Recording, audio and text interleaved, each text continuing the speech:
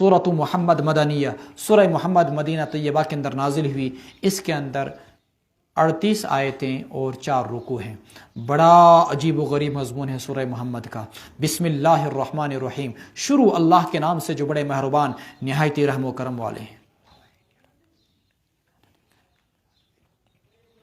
الذین کفروا، جن لوگوں نے ایمان نہیں لایا، وصدوا عن سبیل اللہ، اور اللہ کے راستے سے روکا، اضل اعمالہم، اللہ نے ان کے سارے اعمال ضائع اور رائے گاں کر دیے۔ یس انسان پانس خزوت پٹ پگنے کی تھی اور دوسرے کو بھی سیدھے راہ پر نہیں چلنے دے گا، اللہ ان کے سارے اعمال کو رائے گاں اور ضائع کر دیں گے۔ والذین آمنوا وعملوا الصالحات وآمنوا بما نزل علی محمد وهو الحق من ربهم، اور جن لوگوں نے ایمان لایا، نیک اعمال کیے، وآمنوا بما نزل علی محمد، اور ایمان لے آئے وہ اس کتاب پر جو اتاری گئی محمد صلی اللہ علیہ وسلم پر، وهو الحق من ربهم، اور وہی کتاب برحق طریق، وهو الحق من ربهم، اور وہ برحق طریقہ ہے ان کے رب کی جانب سے، کفر عنہم سیئاتہم، اللہ ان سے ان کے گناہوں کو دور کر دیں گے، واصلح بالہم، بال ان کی جمع معنی آتے ہیں حالت کے، اصلح سنوارنے کے، اللہ ان کی حالت کو سنوار دے گا۔ عجیب اتفاق، اس پوری صورت کے آخر تک ہر آیت کا اختتام یا ضمیر جمع مذکر پر ہوتا ہے، یا تو جمع مذکر غائب، یا جمع مذکر حاضر پر، یا واحد مؤنث غائب پر، 3 ضمیروں پر، ہا، ہم، اور اسی طریقے سے کم پر۔ پوری صورت کی ہر آیت کا اختتام ایسے ہوتا ہے۔ دنیا کے کسی بھی بڑے بلیغ و فصیح کو کہا جائے کہ تم ایسی گفتگو کر کے دکھاؤ کہ تمہاری گفتگو کا اختتام ایسی ضمیر، ایسے پروناؤن پر ہونا چاہیے جو غائب پر دلالت کرے یا حاضر پر، اور جتنے جملے بولنے ہیں ہر جملے کے آخر میں کون سی ضمیر آنی چاہیے، کون سا پروناؤن آنا چاہیے، یا غائب یا حاضر۔ کوئی ایسی گفتگو اردو میں بھی نہیں کر سکتا، چاہے کہ عربی میں کر کے دکھائے۔ قرآن کریم ہی کا اعجاز ہے کہ 38 آیات ہیں اور ہر ضمیر کا اختتام ضمیر پر، ہر آیت کا اختتام ضمیر پر ہو رہا ہے۔ ذالک بان الذین کفروا اتبعوا الباطل وان الذین آمنوا اتبعوا الحق من ربهم، یہ اس وجہ سے کہ ان لوگوں نے کفر کیا، جن لوگوں نے کفر کیا انہوں نے باطل کی پیروی کی، وان الذین آمنوا، اور جن لوگوں نے ایمان لایا، اتبعوا الحق، انہوں نے حق کی پیروی کی، اس حق کی جو ان کے رب کی جانب سے ان پر آیا۔ کذالک یضرب اللہ للناس امثالہم، اسی طریقے سے اللہ لوگوں کے سامنے ان کی تمثیلات اور ان کی مثالیں بیان کرتا ہے۔ فَإِذَا لَقِيتُمُ الَّذِينَ كَفَرُوا، چونکہ مدنی صورت ہے اس لیے اس میں جہاد کے احکام اور جنت کے احکام ہیں اور منافقوں کے کچھ تذکرے۔ شریعت میں مسئلہ یہ ہے کہ اگر دشمن آپ کی قید میں آتا ہے تو اس کے ساتھ کیا سلوک کیا جائے۔ اس کے ساتھ سلوک کرنے کے تقریباً 4-5 طریقے ہیں۔ دشمن آپ کی قید میں آیا، آپ کو یہ آپشن ہے کہ آپ اس کو بلا معاوضہ رہا کر دیں، یعنی امیر المؤمنین کو۔ خود رسول اکرم صلی اللہ علیہ وسلم کی زندگی میں اس کے نظائر، اس کی مثالیں موجود ہیں۔ آپ نے حنین کے موقع پر 6000 قیدیوں کو بلا معاوضہ رہا کیا، فَإِمَّا مَنًّا بَعْدُ، 6000 قیدیوں کو آپ نے بلا معاوضہ رہا کیا۔ آپ کے پاس آپشن نمبر 2 یہ بھی موجود ہے کہ آپ انہیں باضابطہ فدیہ لے کر رہا کریں۔ رسول اکرم صلی اللہ علیہ وسلم نے باضابطہ بدر کے موقع پر کفار مکہ کے 70 قیدیوں کو فدیہ یعنی ان سے عوض لے کر، معاوضہ لے کر رہا کیا۔ 4000 درہم سے لے کر 1000 درہم تک ہر قیدی کا حسب حیثیت فدیہ لیا گیا۔ آپ کے پاس یہ بھی آپشن ہے کہ دشمن کا شر اگر بدترین ہے تو آپ اس کو قتل کر دیں۔ رسول اکرم صلی اللہ علیہ وسلم کو جنگ بدر کے اندر 2 قیدی ملے تھے، ایک عقبہ بن ابی معیط اور ایک نضر بن حارث۔ یہ دونوں کے دونوں ایسے تھے جن کا شر آپ نے پورے قرآن کریم کے اندر جگہ جگہ پڑھا۔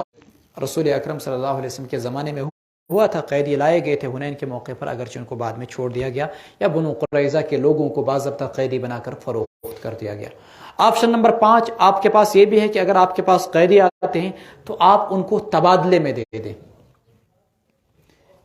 ایک شخص گرفتار کیے گئے تھے، غالباً ان کا نام ابو عقیل تھا یا اسی قسم کا، بنو عقیل کا کوئی فرد گرفتار کیا گیا تھا۔ یہ طائف کے لوگوں میں سے تھا۔ طائف کے لوگوں نے 2 مسلمانوں کو گرفتار کیا۔ آپ نے بنو عقیل کے اس فرد کو واپس کیا طائف والوں کو، اور طائف والوں سے معاوضے اور بدلے کے 2 مسلمانوں کو رہا کرایا۔ تو تبادلے کے اندر بھی آپ قیدیوں کو رہا کرا سکتے ہیں۔ یہ سارے آپشن آپ کے پاس موجود ہیں۔ قرآن کریم نے یہاں پر صرف 2 آپشنوں کا تذکرہ کیا ہے، لیکن یہ دشمنوں کو قید کرنا یہ تب آپ کے لیے آپشن ہے کہ جب آپ غالب آ جائیں اور کفر مغلوب ہو جائے، جب تک وہ آپ کی حاکمیت کو تسلیم نہ کریں. تو سورہ توبہ کے اندر یہ وضاحت آ چکی ہے، سورہ انفال کے اندر.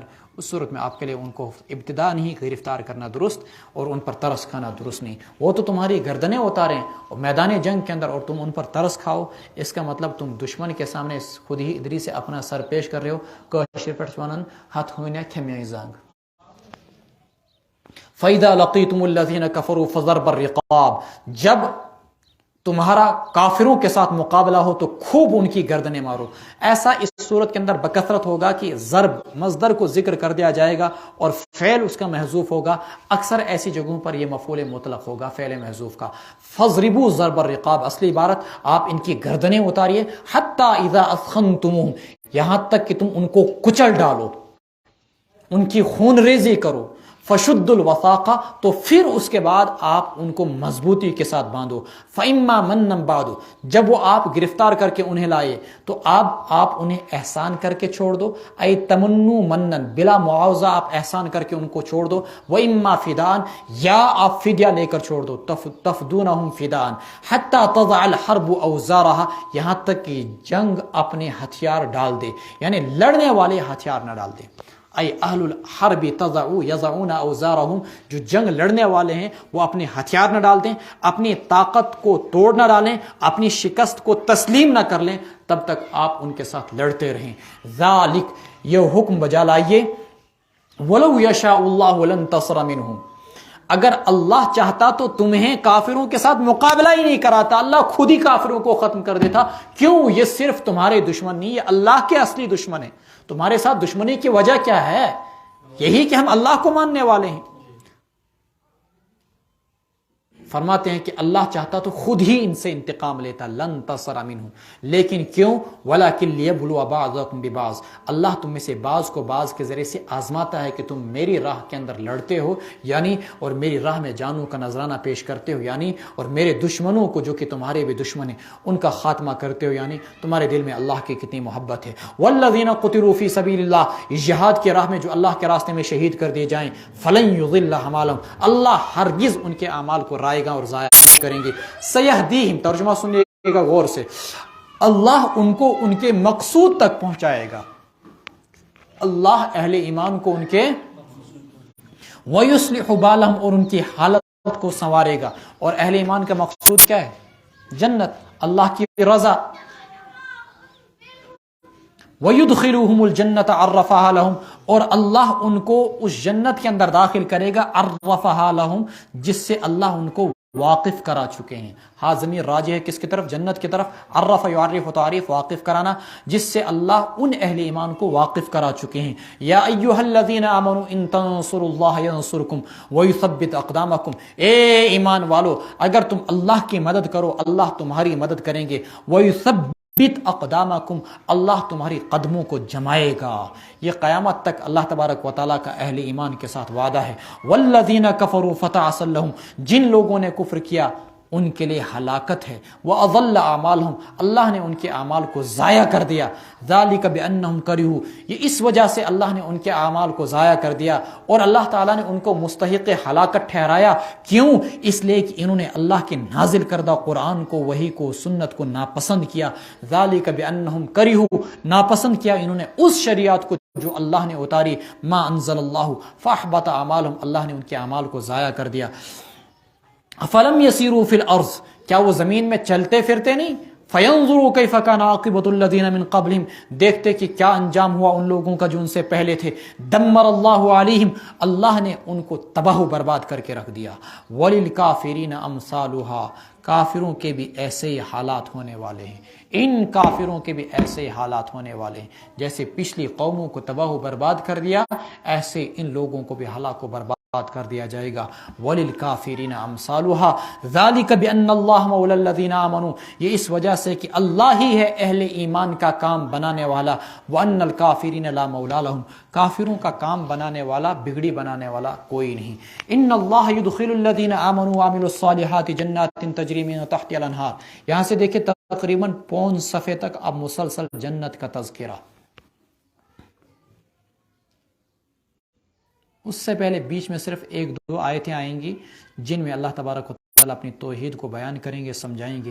اللہ اہل ایمان کو داخل کریں گے اور ان لوگوں کو جنہوں نے نیک اعمال کے، جنات ایسے باغات میں تجری من تحتها الانہار جن کے نیچے نہریں بہتی ہوں گی، والذین کفروا جن لوگوں نے کفر کیا، یتمتعون وہ مزے لوٹ رہے ہیں، وَيَأْكُلُونَ اور کھا رہے ہیں، کما تأکل الانعام جیسے کہ جانور کھاتے ہیں، وَالنَّارُ مَثْوًى لَهُمْ اور دوزخ ان کا ٹھکانہ ہوگا۔ وَكَأَيٍّ مِّن قَرْيَةٍ کتنی ہی بستیاں ایسی گزری، ہی اشد قوۃ من قریتک التی اخرجتک وہ زیادہ طاقتور تھے، من قریتک التی آپ کے بستی والوں سے، التی اخرجتک جس بستی کے لوگوں نے آپ کو نکالا، اہلکناہم ہم نے ان سابقہ بڑی طاقتور بستی کے لوگوں کو ہلاک و برباد کر دیا، فلا ناصر لہم ان کا کوئی بھی مددگار نہیں تھا۔ ایسے ان کو بھی ہلاک و برباد کر دیا جائے گا اگر یہ آپ پر ایمان نہیں لاتے۔ افمن کان علی بینۃ من ربہ یہی حال ہوگا قیامت تک ان ساری بستی کے لوگوں کا جو اہل ایمان سے ٹکرائیں گے۔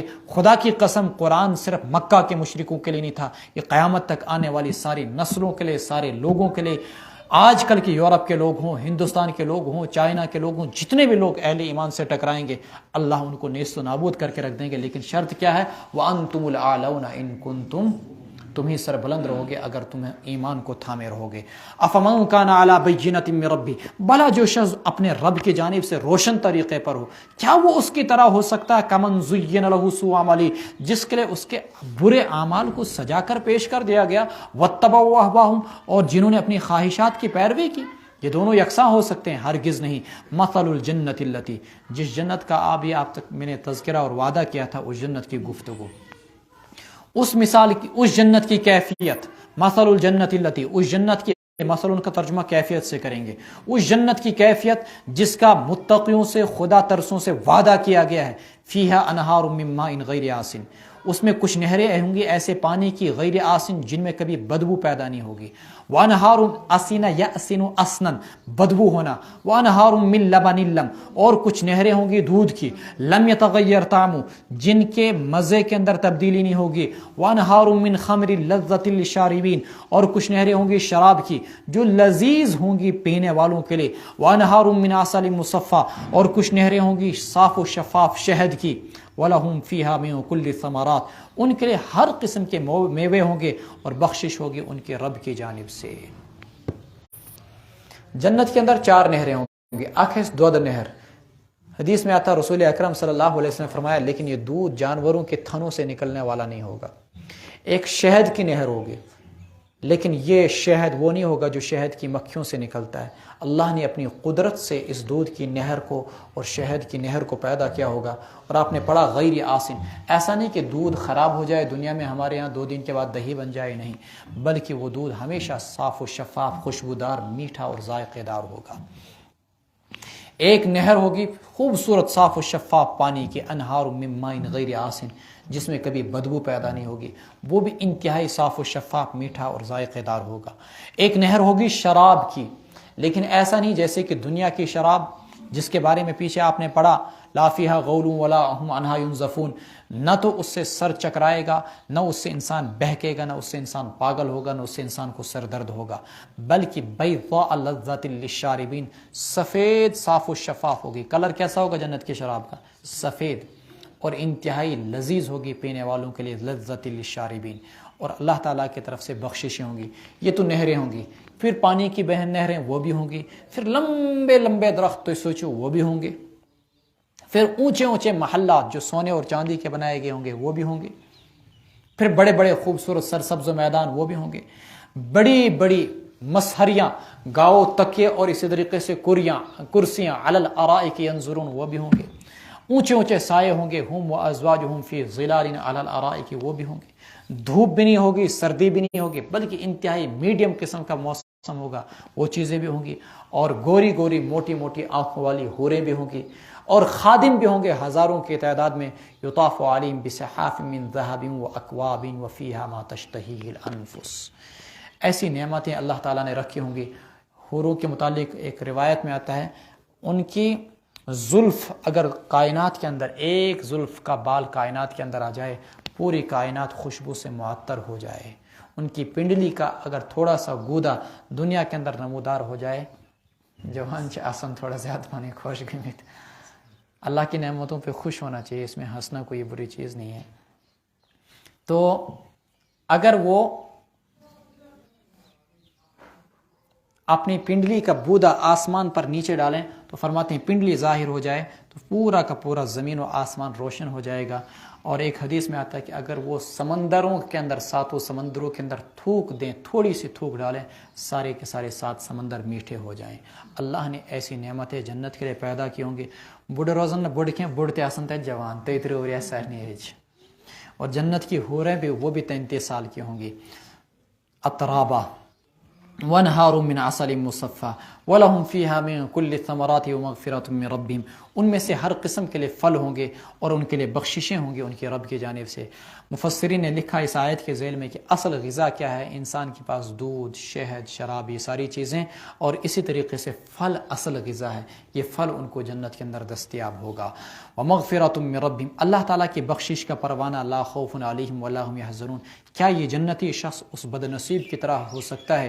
کمن ہوا خالدون فی النار، جو ہمیشہ دوزخ کے آگ کے اندر ہو، وسقوا ماء حمیما، اور انہیں پلایا جائے ایسا پانی جو گرما گرم کھولتا ہوا ہوگا، اور ایسا کھولتا ہوا کہ جب اس کو پیٹ کے اندر ڈالیں گے فقطع امعاءہم، وہ ان کی آنتوں کے ٹکڑے ٹکڑے کر دے گا، اور جب ان کے چہروں کے نزدیک لائے گا تو ان کے چہروں کو جھلسا کر رکھ دے گا۔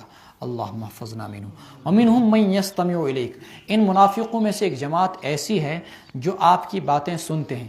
رسول اکرم صلی اللہ علیہ وسلم خطبے میں کبھی کبھی واعظ پڑھا کرتے اور اس میں قرآن کی آیات پڑھا کرتے جس میں منافقین کا بھی تذکرہ آتا، اور جو لوگ نفاق اختیار کرتے ہیں اس کے وعد و وعید بھی آپ صلی اللہ علیہ وسلم سنایا کرتے تھے، اور نفاق کے وعد و وعید سے آپ ڈرایا کرتے تھے۔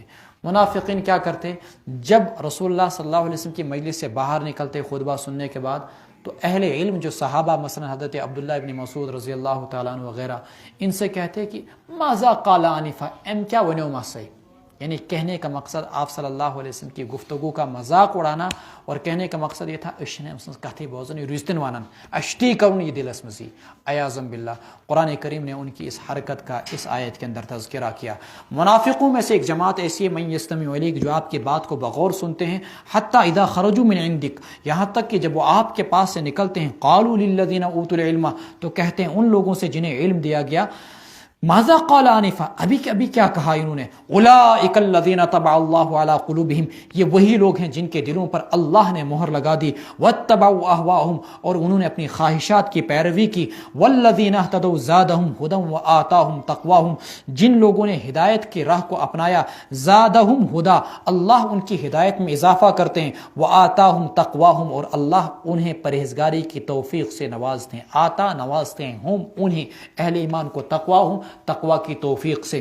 فَهَلْ يَنظُرُونَ إِلَّا السَّاعَةَ، پس وہ نہیں انتظار کر رہے مگر قیامت کا کہ آ جائے ان پر اچانک، فَقَدْ جَاءَ أَشْرَاطُهَا، قیامت کی شرطیں تو آ گئی۔ قیامت کی شرط کیا تھی؟ نبی آخر الزمان صلی اللہ علیہ وسلم کی بعثت۔ آپ نے فرمایا بُعِثْتُ أَنَا وَالسَّاعَةُ كَهَاتَيْنِ، میں اور قیامت اس طریقے سے بھیجے گئے، اور آپ نے 2 انگلیاں ملا کر بتائی۔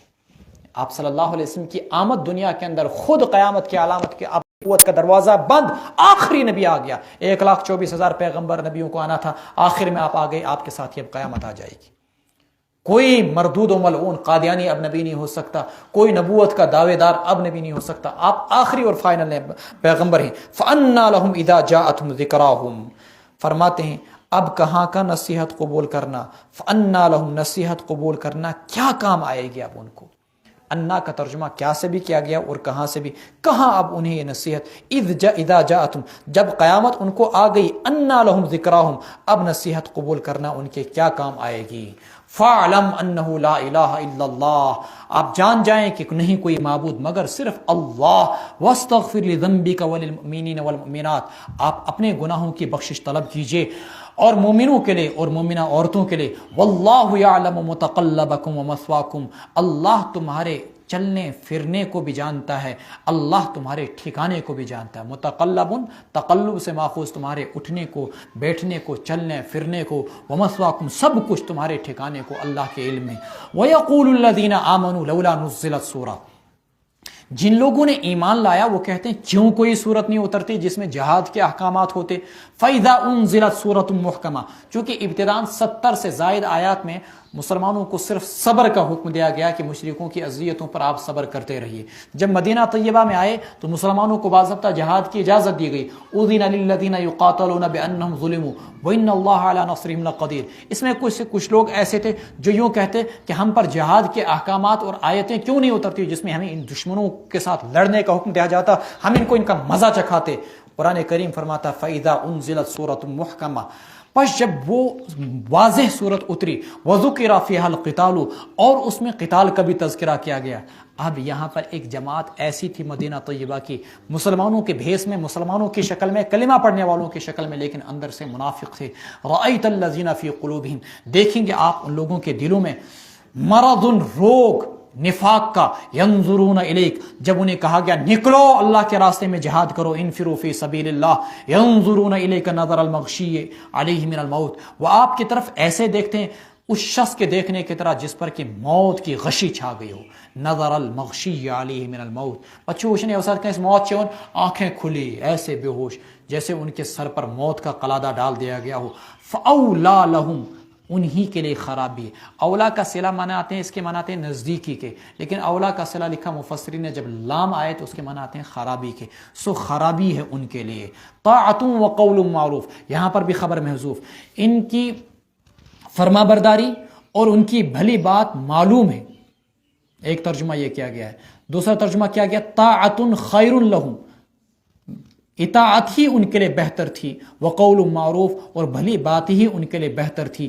فَإِذَا عَزَمَ الْأَمْرُ، پس جب جہاد کا حکم پختہ ہو گیا، الامر سے مراد ای امر الجہاد، جو کہ اوپر اسی کا تذکرہ چل رہا ہے. پس جہاد کا حکم عزمہ جب پختہ ہو گیا، فَلَوْ صَدَقُوا اللَّهَ، اگر انہوں نے اللہ کے ساتھ سچ اختیار کیا ہوتا، یہ اللہ کے ساتھ سچے رہے ہوتے، لَكَانَ خَيْرًا لَهُمْ، تو ان کے لیے بہتر ہوتا. فَهَلْ عَصَيْتُمْ ان تولیتم ان تفسدوا فی الارض وتقطعوا ارحامکم، منافقین مخاطب ہیں. کچھ بعید نہیں، فہل عصیتم، کچھ بعید نہیں، ان تولیتم، اگر تمہیں زمین میں اقتدار مل جائے تو ان تفسدوا فی الارض، تم زمین میں فساد مچاتے پھرو، وتقطعوا ارحامکم، اور اپنے رشتوں کو اور ناتوں کو کاٹتے پھرو. بعض علماء نے اس طریقے سے ترجمہ کیا فَهَلْ عَصَيْتُمْ، کچھ بعید نہیں، ان تولیتم، اگر تم رسول سے پشت پھیر کر جاؤ تو جو ہی آپ کی مجلس سے ہٹ جاؤ تو لوگوں کے درمیان فساد مچاؤ اور اپنے رشتوں اور ناٹوں کو کاٹو. اولئک الذین لعنہم اللہ، یہی ہیں وہ لوگ جن پر اللہ نے لعنت برسائی. فَأَصَمَّهُمْ، اللہ نے ان کو بہرا بنا دیا کہ حق کو قبول کرنے سے عاجز. وَأَعْمَىٰ أَبْصَارَهُمْ، اللہ نے ان کو اندھا بنا دیا کہ حق کو دیکھنے سے بالکل بے بس ہیں. أَفَلَا يَتَدَبَّرُونَ الْقُرْآنَ، کیا یہ قرآن کے اندر تدبر و غور و فکر نہیں کرتے؟ ام علی قلوب اقفالها، معلوم ہوا کہ قرآن ایسے لوگوں کے لیے بھی ہدایت بن جاتا ہے جن کے اندر جو بالکل بہرے ہو چکے ہوں لیکن دل کے اندر کہیں پر بھی تھوڑی سی قبولیت کا جذبہ موجود ہو، یا ان کے دلوں پر تالے پڑے ہیں، قفل ان کی جمع، ام علی قلوب اقفالها، یا ان کے دلوں پر تالے پڑے ہیں. ان الذین ارتدوا علی ادبارہم، جو لوگ واپس ہو لے اپنے پشتوں کے بل، پشت کے بل، من بعد ما تبین لهم الہدی، بعد اس کے کہ ان کے سامنے ہدایت واضح ہو گئی تھی. الشیطان سول لهم املا لهم، شیطان نے ان کو یہ چیزیں سجائی. وہ املا لهم، اور شیطان نے ان کو جھوٹی امیدیں دلائی. یعنی ارتداد اختیار کرنے کی وجہ کیا ہوئی؟ جبکہ ہدایت ان کے سامنے روز روشن کی طرح، دن کے چمکتے ہوئے سورج کی طرح واضح ہو چکی تھی، قرآن وغیرہ سب. فرماتے ہیں شیطان نے ان کو بری چیزیں سجائی، شیطان نے ارتداد کو ان کے سامنے مزین بنا کر پیش کیا. وَأَمْلَىٰ لَهُمْ، اور شیطان نے ان کو لمبی لمبی امیدیں اور آرزویں دلائی. ذَلِكَ، ایسا کیوں ہوا؟ بِأَنَّهُمْ قَالُوا لِلَّذِينَ كَرِهُوا مَا نَزَّلَ اللَّهُ، منافقین کبھی تو مسلمانوں کے پاس آتے، ہم تمہارے، جب یہودیوں کے پاس جاتے تو ہم تمہارے ہیں صنم. فرمایا ذَلِكَ بِأَنَّهُمْ قَالُوا لِلَّذِينَ كَرِهُوا مَا نَزَّلَ اللَّهُ، یہ اس وجہ سے ہوا بِأَنَّهُمْ قَالُوا، انہوں نے کہی ایک بات، کن لوگوں سے؟ للذین کرہوا ما نزل اللہ، ان لوگوں سے جنہوں نے ناپسند کیا اللہ کے اتاری ہوئی کتاب کو. ترجمہ اچھی طرح سے دیکھیے. ذالک بانہم قالوا، انہوں نے ایک بات کہی، کن سے کہی؟ مفعول للذین کرہو، ان لوگوں سے بات کہی، ما نزل اللہ، جن لوگوں نے کرہو ما نزل اللہ، جنہوں نے اللہ کی اتاری ہوئی کتاب کو ناپسند کیا، یعنی منافقین نے کہا یہودیوں سے اور مشرکین مکہ سے، کیا کہا منافقین نے؟ سنطیعکم فی بعض الامر، کچھ چیزوں میں ہم تمہاری اطاعت کریں گے، باقی کچھ چیزوں میں ہمیں مسلمانوں کے ساتھ بھی قدم سے قدم ملا کے چلنا پڑتا ہے، وہاں بھی ہمارے فائدے ہیں۔ واللہ یعلم اسرارہم، اللہ ان کے باطنی احوال کو خوب جانتے ہیں۔ فکیف اذا توفتہم الملائکۃ، کیا حال ہوگا ان کا، اذا توفتہم الملائکۃ یضربون وجوہہم وادبارہم، جب فرشتے ان کی روحوں کو قبض کریں گے ان کے چہروں کو مارتے ہوئے اور ان کی پشتوں کو مارتے ہوئے، چونکہ انہی جگہوں پر تکلیف کا احساس زیادہ ہوتا ہے۔ ذالک بانہم اتبعوا ما اسخط اللہ، یہ اس وجہ سے کہ ان منافقین نے اس طریقے کی پیروی کی، ما اسخط اللہ، جس طریقے کی پیروی کر کے انہوں نے اللہ کو ناراض کیا، وکرہوا رضوانہ، اور اللہ کی رضامندی اور خوشنودگی کو انہوں نے ناپسند کیا، فاحبط اعمالہم، اللہ نے نتیجتاً ان کے اعمال کو ضائع کر دیا۔ آپ اس صفحے کا مفہوم سمجھ گئے؟ یہ ساری کے ساری حرکتیں شیطانیہ منافقوں کی تھی، مسلمانوں کے سامنے آتے ہم تمہارے، یہودیوں کے سامنے جاتے ہم تمہارے، کہا کہ یہ دو رخی پالیسی نہیں چلے گی، مسلمان ہو تو سیدھا مسلمانوں کے ساتھ کھڑے ہو جاؤ، کافر ہو تو دفع ہو جاؤ یہاں سے۔ فرماتے ہیں ان کی حرکتیں کیا تھی، جا کر مشرکین مکہ سے کہتے کہ ہمیں تمہاری بھی کچھ باتیں ماننی پڑیں گی، یہودیوں سے کہتے تمہاری بھی کچھ باتیں ماننی پڑیں گے، اور کچھ نہ کچھ باتیں ہمیں مسلمانوں کی ماننی پڑیں گے، کیونکہ آخر مسلمانش ظاہرنت تمنتش ہاون استش مسلمان، اس لیے اسوک مزکن صدقہ دیون، مزکن اسو نمازہ تی پرن، لیکن اندرکن جو استویسید واللہ یعلم اسرارہم۔ ایسے طریقے پہ چلے جس طریقے پر چل کر انہوں نے اللہ کو ناراض کیا، اللہ کی خوشنودگی کو ناپسند کیا، اللہ نے ان کے سارے اعمال کو تباہ و برباد کر کے رکھ دیا۔